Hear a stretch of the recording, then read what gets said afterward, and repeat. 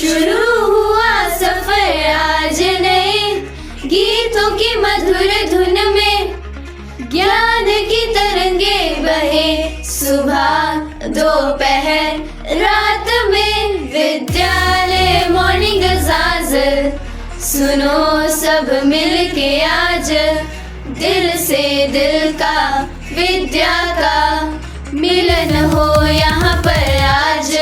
सुनते रहिए विद्यालय वाणी।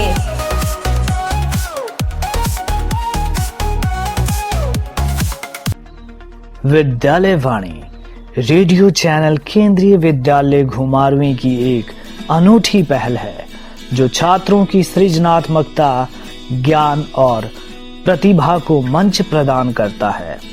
इस चैनल के 7 रोचक सेगमेंट ज्ञान की बात, विद्यालय के सितारे, शिक्षा से समाज तक, क्विज का पिटारा, डिजिटल दुनिया, विद्यालय वाणी स्पेशल्स और विद्यालय समाचार शिक्षा, प्रेरणा और मनोरंजन का अद्भुत संगम है। यह रेडियो चैनल छात्रों द्वारा संचालित किया जाता है जो न केवल उनके आत्मविश्वास और कौशल को बढ़ाता है बल्कि शिक्षा को समाज से जोड़ने का माध्यम भी बनता है। तो आइए इस ज्ञानवर्धक यात्रा का हिस्सा बने। सुनते रहिए विद्यालय वाणी।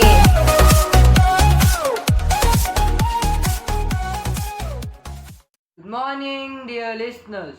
Welcome to another exciting episode of ज्ञान की तरंगों का सफर विद्यालय वाणी, radio journey of knowledge and fun. I'm your host Atharv, and joining me today is the talented Abida. Hello everyone, it's a pleasure to be here with you all. We have got an exciting show lined up for you today with lots of engaging segments. So let's dive right into it. Absolutely. Well then, tell me what you both are. Human beings? We are human beings, but what are we of this school? Students? Right answer. But do you know what are the characteristics of a good student?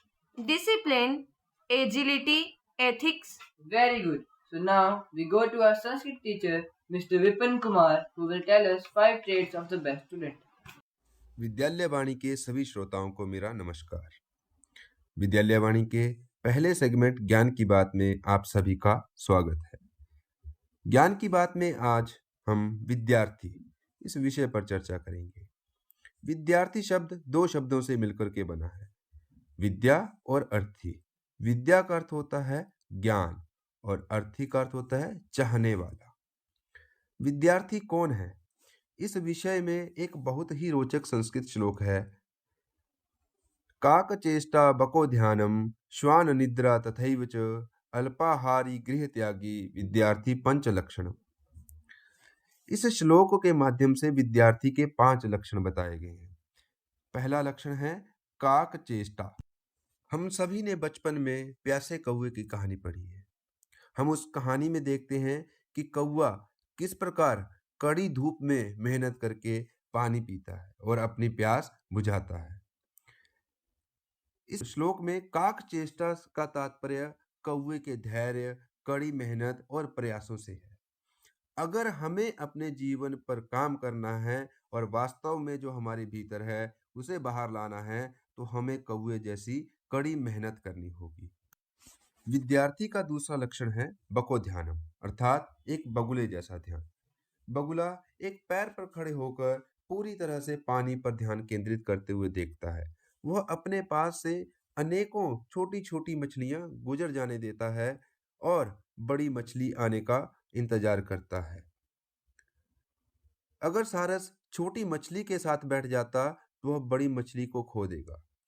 इसी तरह जीवन में जब हम उस चीज पर ध्यान केंद्रित करना चाहते हैं जो महत्वपूर्ण है तो हमें छोटी चीजों को गुजर जाने देना चाहिए और कभी छोटी चीजों से विचलित नहीं होना चाहिए।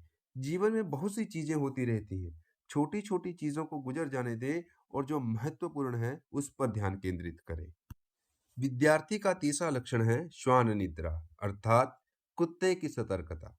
हम सभी ने देखा है जब कुत्ता सो रहा होता है तो वह अपनी आंखें बंद कर लेता है, लेकिन वह सतर्क रहता है। जो लोग जीवन में ज्ञान प्राप्त करना चाहते हैं और जीवन में कुछ सार्थक करना चाहते हैं, उन्हें सतर्कता का अभ्यास करना चाहिए। जीवन में जो हम करने जा रहे हैं उसे करते हुए हमें अपने आसपास की दुनिया के प्रति सतर्क रहना नहीं भूलना चाहिए।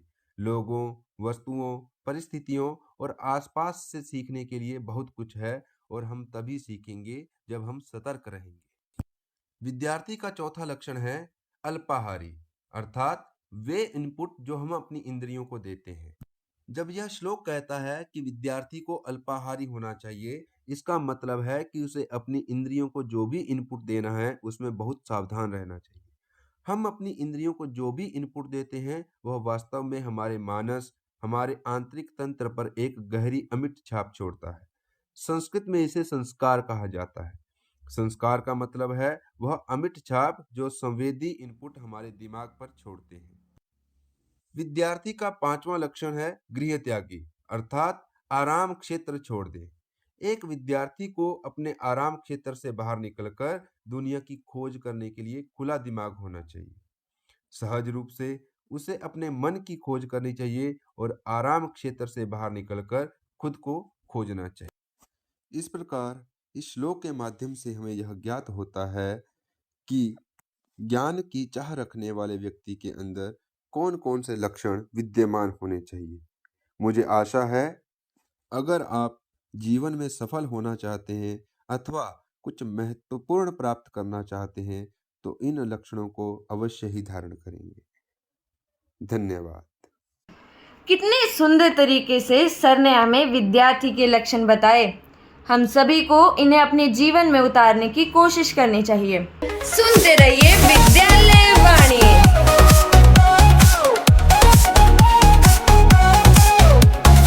आबिदा, मुझे ये बताओ कि हमारा स्कूल कौन सी राज्य में है? हिमाचल प्रदेश। क्या तुमने यहाँ का कोई लोक संगीत सुना है? नहीं, अभी तक तो नहीं। चलो कोई बात नहीं, आज तुम्हें एक हिमाचली गाना सुना ही देता हूँ। अरे रहने दो, क्यों हमारी ऑडियंस को परेशान कर रहे हो? अरे नहीं, गाना मैं नहीं, हमारे विद्यालय की छात्राएं गाएंगी। फिर तो सुनना ही पड़ेगा। तो पेश है आप सबके लिए मधुर हिमाचली गीत। बड़ी छेड़ लोगों बदलेरी गमरी, बड़ी छेड़ लोगों बदलेरी गमरी, ओ तारियां दे विच चंद Chand, oh, Kamari, Tariya, de vich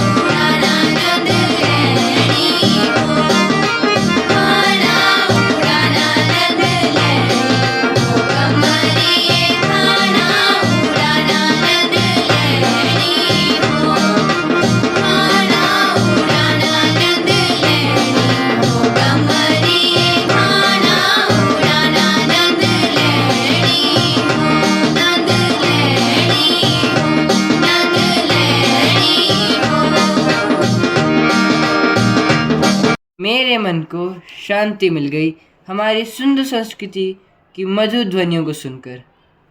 सुनते रहिए विद्यालय वाणी।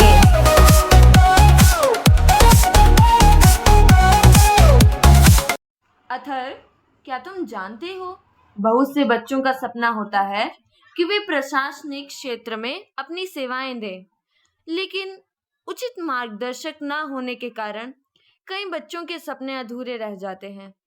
अरे आबिदा, तुम क्यों परेशान हो रही हो? तुम्हारे इस समस्या का हल है मेरे पास। वो कैसे? हमारे विद्यालय के दो बहुत ही होनहार छात्राएं अंशिका धीमान एवं सृष्टि ने कुमारवी के एसडीएम श्री गौरव चौधरी जी, जो कि हमारे विद्यालय के प्रबंधन समिति के नामित अध्यक्ष भी हैं, के साथ विशेष चर्चा कर उनसे मार्गदर्शन प्राप्त किया है। ये अवश्य ही हम सब बच्चों के लिए लाभकारी सिद्ध होगा और वे सब बच्चे जो प्रशासनिक सेवाओं में जाना चाहते हैं अवश्य ही इससे मार्गदर्शन ले पाएंगे। बिल्कुल आबिदा, तो आइए अब चलते हैं सृष्टि और अंशिका के पास।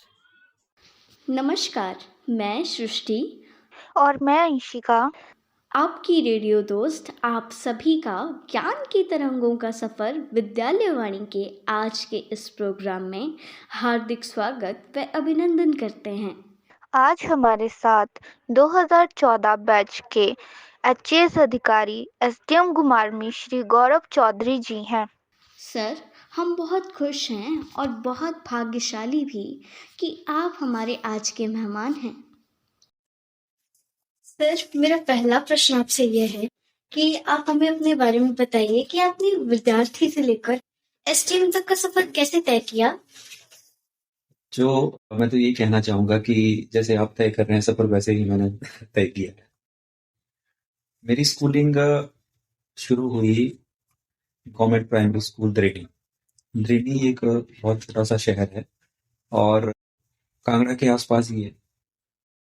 वहां पर से मैंने 5th की और उसी के साथ ही एक गवर्नमेंट हाई स्कूल द्रेनी है, वहीं से मेरी एजुकेशन कंप्लीट हुई 10th तक। और क्योंकि मेरे मम्मी पापा दोनों टीचिंग में थे, उन्हीं के साथ पढ़ता था और मुझे थोड़ा सौभाग्य मिला कि मेरे पिताजी और मम्मी जी दोनों टीचर थे, तो उन्होंने मुझे बड़े अच्छे तरीके से गाइड किया। 10th करने के बाद फिर मैं कांगड़ा की तरफ आ गया था और कांगड़ा में एक जीएवी पब्लिक स्कूल है, वहां से मैंने अपनी 12th की और साथ में एक डीएवी कॉलेज है, वहां से मेरी ग्रेजुएशन हुई है। ग्रेजुएशन मेरी मेडिकल सब्जेक्ट्स में हुई है और उसके बाद फिर एचपी यूनिवर्सिटी एक एग्जाम कंडक्ट करवाती है।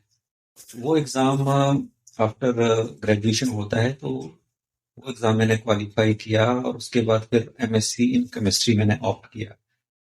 उन दिनों हम लोग सारे ही एचपी यूनिवर्सिटी के एग्जाम देते थे और बॉटनी, जू और केमिस्ट्री के एग्जाम दिए थे। तीनों में मेरी सिलेक्शन हो गई थी, पर बाकी लोगों ने सजेस्ट किया कि केमिस्ट्री का अच्छा सब्जेक्ट है, तो मैंने वो चूज किया और उसमें एमएससी की। उसी के साथ में फिर मैंने बीएड की डिग्री भी ले ली थी, तो मैं एमएससी और बीएड हूँ अगर मेरी एजुकेशन क्वालिफिकेशन देखी जाए बच्चों।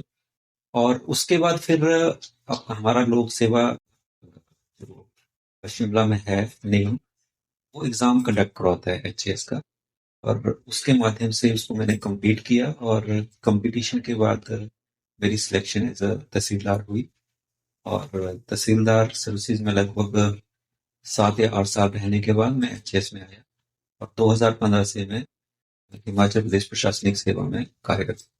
ओके सर, धन्यवाद सर। सर, मैं आपसे जानना चाहती हूँ कि एचएएस अधिकारी बनने के सफर में आई गई कठिनाइयों का सामना आपने किस प्रकार किया और एचएएस अधिकारी बनने की प्रेरणा आपको किससे मिली। जैसे मैंने आपको बच्चों पहले ही बताया कि मेरे पेरेंट्स दोनों ही टीचर रहे हैं, तो प्रेरणा तो मुझे वही उन्हीं से मिली। और मैं ये कहूँगा कि जैसे हम कहते हैं कि हमारा परिवार सबसे पहला समाज होता है और उन्हीं से हमें प्रेरणा मिलती है।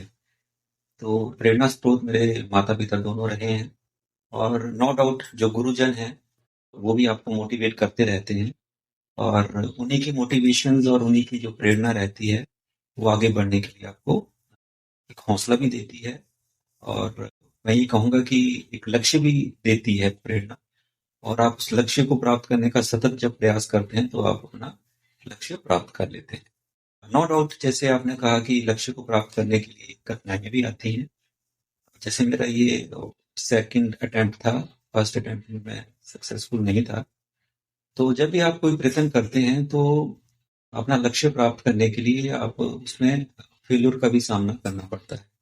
पर लेकिन जो मैं यही कहूँगा बच्चों आपको कि हमारी जो फेल्योर है उससे आपने डरना नहीं है और उसको आपने एक्सेप्ट करना है, ठीक है?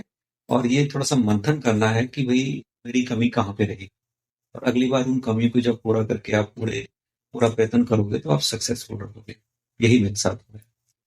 और सर थैंक यू। सर मेरा तीसरा प्रश्न आपसे यह है कि बच्चों के लिए ऑनलाइन या ऑफलाइन पढ़ाई में से कौन सा विकल्प ज्यादा बेहतर है? आज के इस युग में अध्ययन का कौन सा तरीका मतलब ज्यादा प्रभावी है?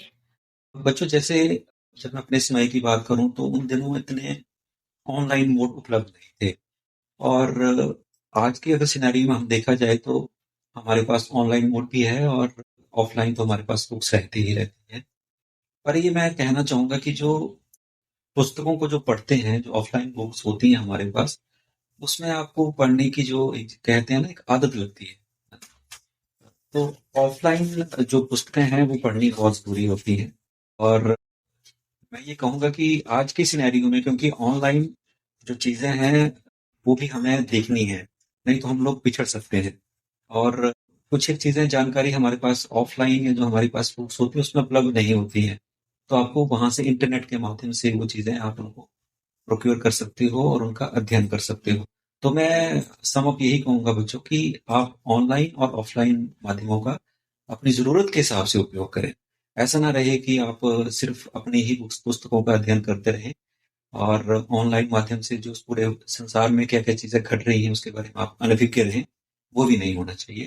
तो इन दोनों माध्यमों का एक संतुलित उपयोग आप लोगों को करना है। यस सर, धन्यवाद सर।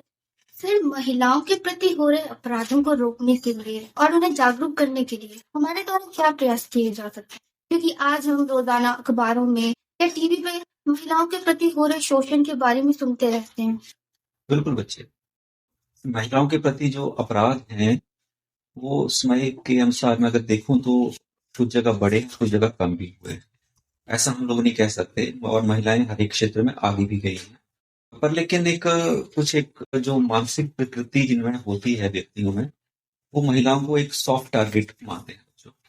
और मेरा मानना है कि उनके जो इस प्रकार की जो मानसिक प्रवृत्ति वाले लोग हैं, उनके साथ हमें दृढ़ रूप से उनका सामना करना है और उनका विरोध करना है। और मैं यही कहूँगा कि जो महिलाओं के ऊपर जो अत्याचार होते हैं, उसमें पहले ऐसा होता था कि जो महिलाएँ थीं, आवाज़ नहीं उठाती थी। कोई भी उनका शोषण करता था तो उसको चुपचाप सह लेती थी। चाहे वो अपने परिवार के प्रति अगर देखा जाए कि भई मैं अपने बच्चों को देखूँगी, अपने परिवार को देखूँगी, कोई अनस्टेबिलिटी ना जाए या पत्नी पूरा समाज क्या सोचे इस बारे को लेके।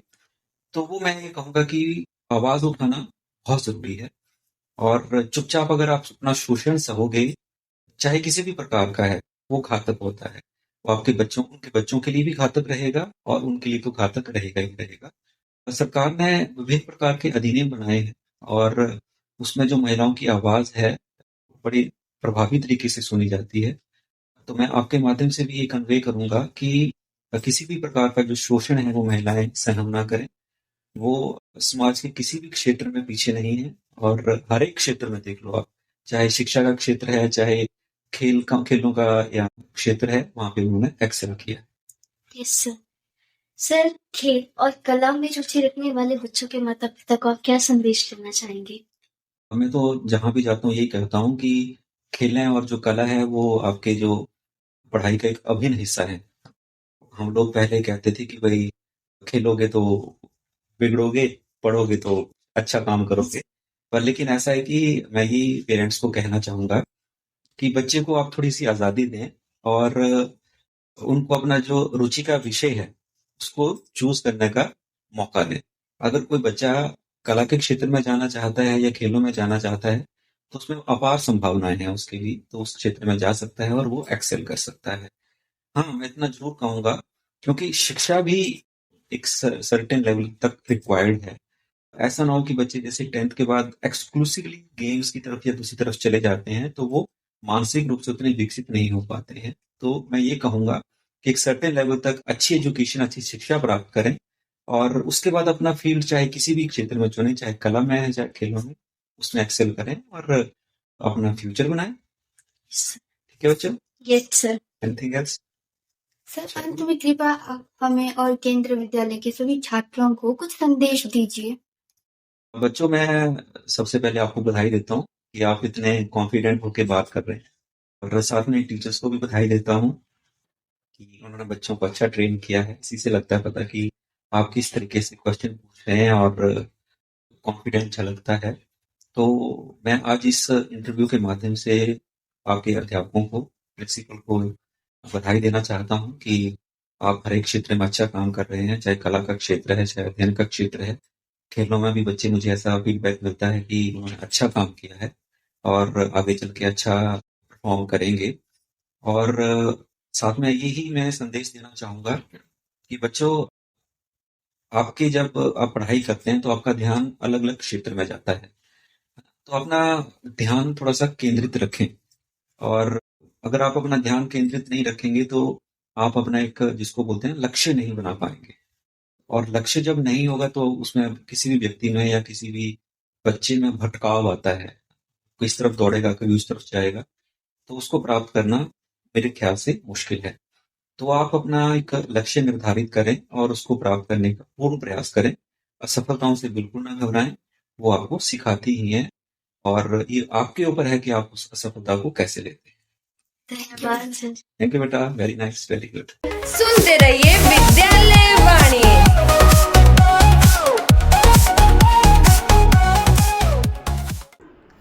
Athar, tell me, which month of the year is your favorite?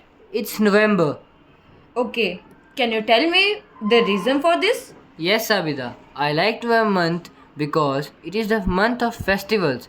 We celebrate so many festivals like Diwali, Bhai Dooj, Children's Day, and Guru Nanak Jayanti, and so on. You are right. So here's a quiz based on all these festivals prepared by Swastika and Srishti class 7. Let's go to them. Hello, my name is Swastika and my name is Srishti.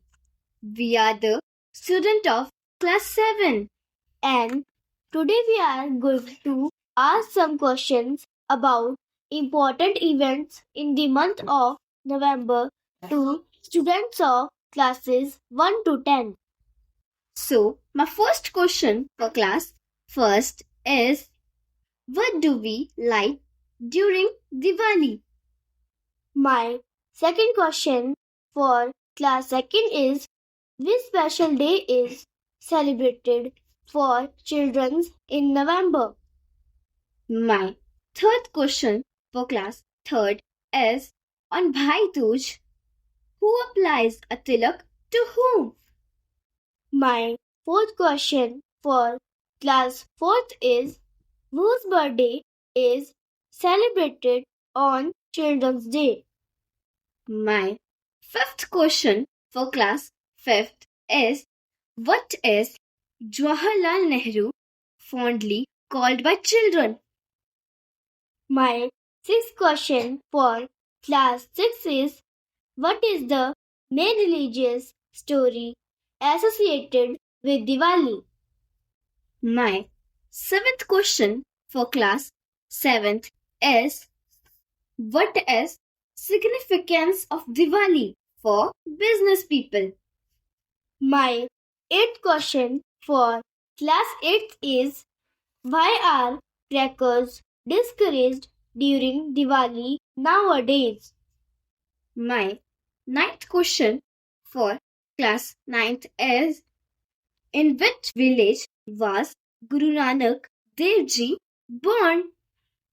My 10th question for class 10th is, in which year was Guru Nanak Dev Ji born? So we hope that all the students can answer the questions. Students should be submit their answers in the suggestion box of the Vidyalaya. And in the next episode of Vidyalaya Vani, the name of the students who give correct answer will be announced. Thank you. सुनते रहिए विद्यालय वाणी।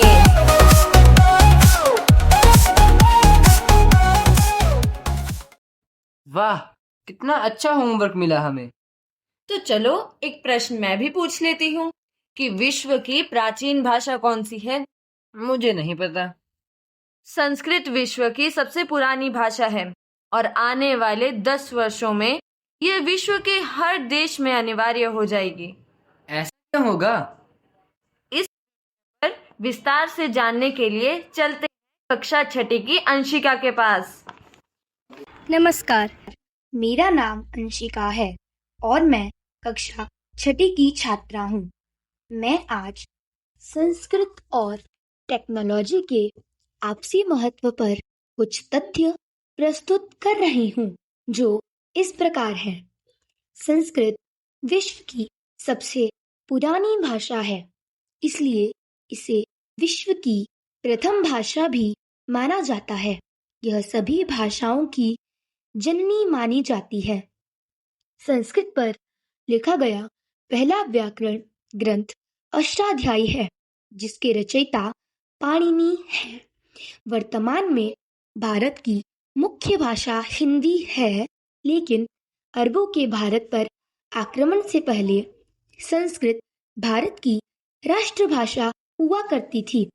संस्कृत और technology के बीच एक दिलचस्प संबंध है। संस्कृत को सटीकता की भाषा कहा जाता है, क्योंकि इसका व्याकरण बहुत ही स्पष्ट और व्यवस्थित होता है। इसके शब्दों, ध्वनियों में उच्च स्तर की सटीकता और संप्रेषण की क्षमता है। इस कारण संस्कृत को उच्चतम प्रकार की गणना, जानकारी संप्रेषण और सॉफ्टवेयर प्रोग्रामिंग में उपयोगी माना जाता है। संस्कृत और टेक्नोलॉजी का संबंध। व्याकरण की सटीकता। संस्कृत का व्याकरण बहुत जटिल और सूक्ष्म है, जिससे इसे कंप्यूटर विज्ञान और आर्टिफिशियल इंटेलिजेंस में उपयोग करने की संभावना बढ़ जाती है। उदाहरण के लिए, संस्कृत का ढांचा या संरचना मशीन लर्निंग एल्गोरिदम के लिए उपयुक्त हो सकता है, क्योंकि यह बहुत सटीक और स्पष्ट होता है। नैतिकता और ज्ञान का संचयन। संस्कृत में भारतीय प्राचीन ज्ञान का विशाल भंडार छिपा है। कई गणितीय, खगोल शास्त्रीय और विज्ञान से संबंधित अवधारणाएं संस्कृत में वर्णित हैं। इन अवधारणाओं का अध्ययन विज्ञान और टेक्नोलॉजी के विकास में सहायक होता है। स्मार्ट सॉफ्टवेयर और लैंग्वेज प्रोसेसिंग। संस्कृत की संरचना कंप्यूटर भाषाओं के लिए एक आदर्श हो सकती है। इसकी ध्वनियों और शब्दों का उच्चारण बहुत स्पष्ट होता है। यह नेचुरल लैंग्वेज प्रोसेसिंग में उपयोगी साबित हो सकती है। संस्कृत विश्व की अनेक भाषाओं की जननी है। यह भाषा कुल की आद्या और श्रेष्ठा है। इसी से अपभ्रंश होकर अनेक भाषाएं और बोलियां विकसित हुई। संस्कृत कंप्यूटर की मित्र भाषा है, इसलिए यही भाषा अंतरिक्ष विज्ञान की और कंप्यूटर की भाषा होने के कारण विश्व की भाषा बनेगी। अमेरिकी अंतरिक्ष अनुसंधान केंद्र नासा ने अपने यहाँ संस्कृत को अनिवार्य कर दिया है।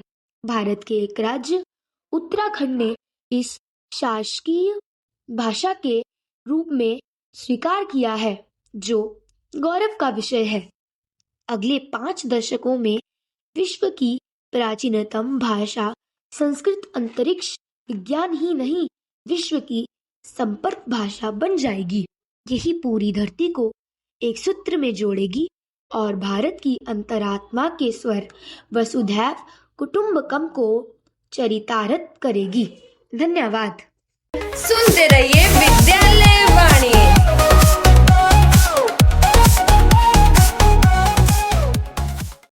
अंशिका ने तो मेरे मन में भी संस्कृत के प्रति रुचि बढ़ा दी। अब हम सुनेंगे बच्चों के द्वारा चुने हुए उनके मनपसंद गीत को, जिसका नाम है दिल दिया है जान भी देंगे। जिसको बच्चों के सबसे ज्यादा वोट्स मिले हैं। तो प्रस्तुत है आपका मनपसंद गीत। मेरा धर्मा तू, मेरा धर्मा तू, तेरा सब कुछ मैं, मेरा सब कुछ तू।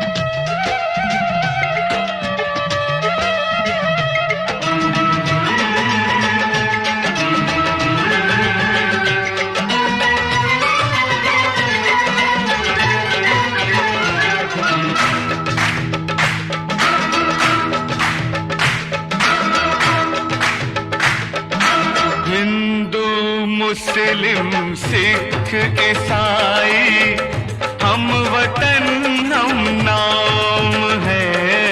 हिंदू मुस्लिम सिख ईसाई हम वतन हम नाम है।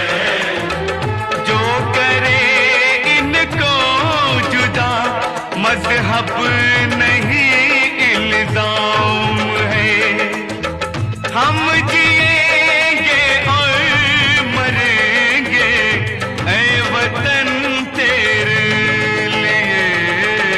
दिल दिया है जान भी देंगे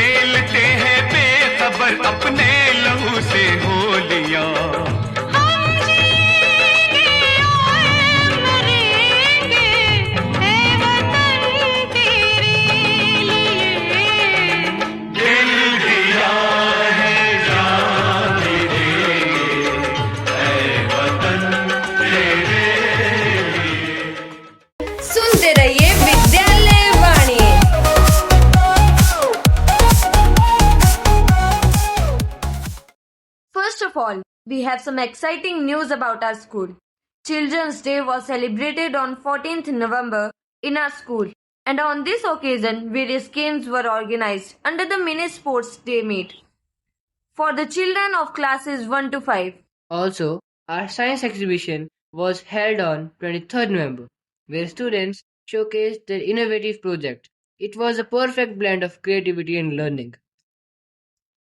The annual Sports Day is just around the corner, and this year it promises to be bigger and better than ever.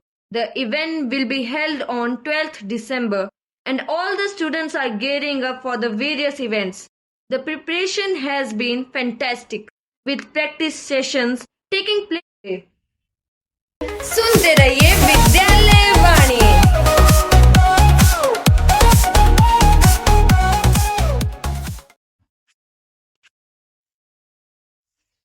दोस्तों, आज का सफर यहीं खत्म होता है। उम्मीद है आपको मजा आया होगा। हमें अपने सुझाव और प्रश्न भेजते रहिए। आपका फीडबैक बहुत जरूरी है। अगले एपिसोड में फिर मिलेंगे एक नए विचार और नए ज्ञान के साथ। तब तक के लिए स्वस्थ रहिए, मुस्कुराते रहिए और सुनते रहिए विद्यालय वाणी।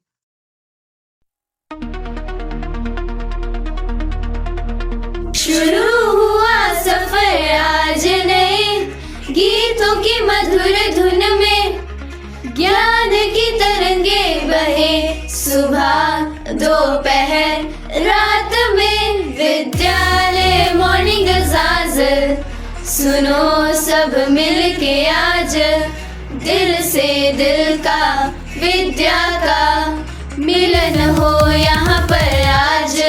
सुनते रहिए विद्यालय